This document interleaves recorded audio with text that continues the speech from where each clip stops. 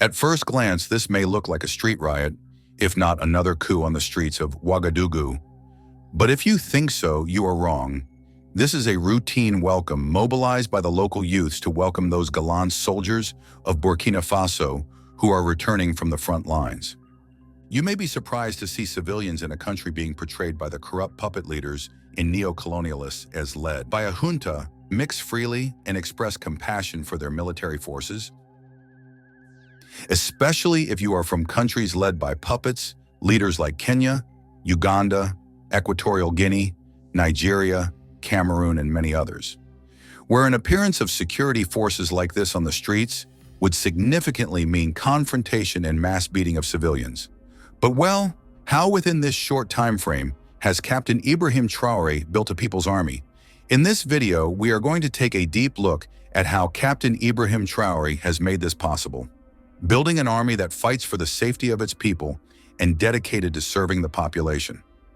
But first, if you are new here, support us by subscribing and hitting the notification bell so that YouTube notifies you every time we upload a video.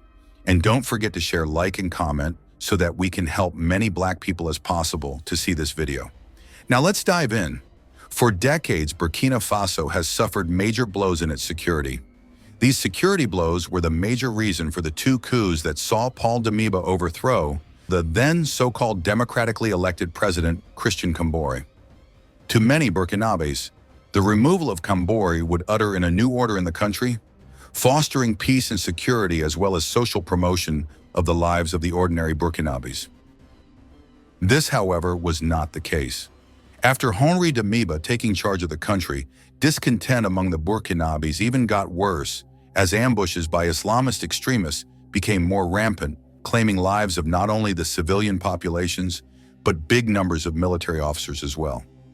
In September 2023, a military convoy delivering relief supplies to populations that were cut off from the mainland Burkina Faso by the Islamists in Djibo came under a drastic attack that claimed lives of more than 37 civilian drivers and 27 military officers and many more other people disappearing to date. The ambush was a turning point in the political history of Burkina Faso. This unfortunate ambush, barked by Paul Henri's close alliance to former colonial master France, made him more unpopular among the ordinary Burkinabe populations. Captain Ibrahim Traore, barked by his artillery regiment, took matters to their hands, overthrowing Paul Henri, whom they accused of not doing much to address the logistical challenges that affected military operations and eventually lead to loss of lives of many soldiers. Upon swearing in as the transitional president of Burkina Faso, Captain Ibrahim Traore pledged to address the security hurdles that has engulfed the country, as well as improving the social welfare of the people of Burkina Faso. Many critics look down on him as a young, inexperienced, low-ranking officer, especially given the fact that his predecessor, Paul Henri Damiba, was a more senior military officer and had failed to address the situation. Well, they were wrong. Captain Ibrahim Traore is the true biblical description of King David. Traore has beaten all odds, improving the socio-economic well-being of the ordinary Burkina populations, rapidly developing infrastructure and addressing the loosened security situation that engulfed the Sahel country for decades. We will not go deep into his infrastructural development, as we are focusing on how he built a mega army that respects and serves the people of Burkina Faso. Being a serving military officer who had operated in against the Islamists, both within and outside Burkina Faso, Ibrahim Traore knew the importance of winning the trust of the ordinary population for a better and enhanced security strategy. His government quickly devoted to developing an army of the people to defend the interest of the people. Numerous Burkinabes were encouraged to volunteer to defend the fatherland. But volunteering in a military service is not something that any person who is not very patriotic would wish to do. Traore built the patriotism within the souls of the Burkinabes by promoting government programs that cater for the people, like water and sanitation, business startups, construction of roads, provision of better health services, and taking a strong stand on corruption. This advances quickly illustrated to the people of Burkina Faso that they had finally found a leader who will address their challenges. This man says, We went out this evening to welcome our brave soldiers because they have done a remarkable job.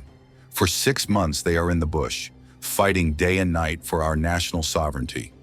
So when we understood that they are to arrive, we mobilized and came out to welcome them. Because they really have done a lot of work and they deserve to be accompanied warmly and dutifully because they are our brave soldiers. It is true that we are not in the front line, but we are in heart with them. We are obliged to stay united, and together to mobilize until the end, final victory. From September 30th, when Comrade Captain Ibrahim Traore came to us, we understood that not the Burkinabe people had suffered, but the Burkinabe people found the savior who came to save Burkina Faso in all of Africa. So we are here to mobilize youth day and night. We sleep in the roundabouts to carry out awareness campaigns on the revolution. Unlike most of African puppet leaders who pretend to have been elected in a popular vote, yet they openly encourage their forces to torture and oppress the population. Ibrahim Traore is a total contrast. He cultivates a mutual relationship between the population and the army. This he does by example. Captain Traore socializes with the local Burkinabes in blood donation drives, sports events, and even visits families of fallen volunteers and soldiers in the line of fire. A clear demonstration that he is passionate about his people. To the military captain, Ibrahim Traore has demonstrated that unlike his predecessors who did not pay much attention of the logistical challenges that lead to enormous loss of life of the forces, Captain Ibrahim Traore has forged new alliances with Turkey, China, and Russia, giving the gallant sons of Burkina Faso a better logistical advantage against the enemies and hence saving more lives while wreaking serious damage on the enemy. Captain Traore has a dynamic approach to dealing with the security challenges of Burkina Faso. Instead of facing the challenges as government and the military forces, he has brought the entire country to face the challenge as a team, allowing volunteers to enlist to defend the fatherland. Well, one may say, this is done in many countries, but look where the difference lies.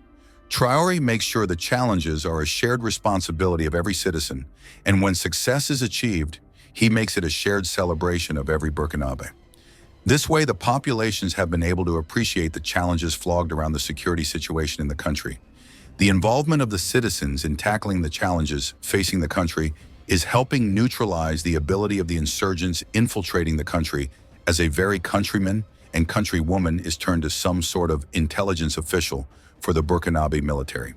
Unlike Paul-Henri Damiba, who was heavily criticized by the population for failing to deal with the security situation in the country, it is almost not possible to hear any regular Burkinabe criticize Captain Traore for the security situation because he has involved everybody in finding lasting solutions to the problem facing the fatherland. Traore is very keen to balance military advancement, the search for a permanent security solution with socio-economic development of the country, opening roads and connecting territories once cut off by insurgents to the mainland, Burkina Faso. What do you think of Traore's strategy of building not only the army, but a government that puts the people of Burkina Faso in first place ahead of his personal interests? Leave us a comment and don't forget to share this video and give us a thumbs up. Thank you for watching.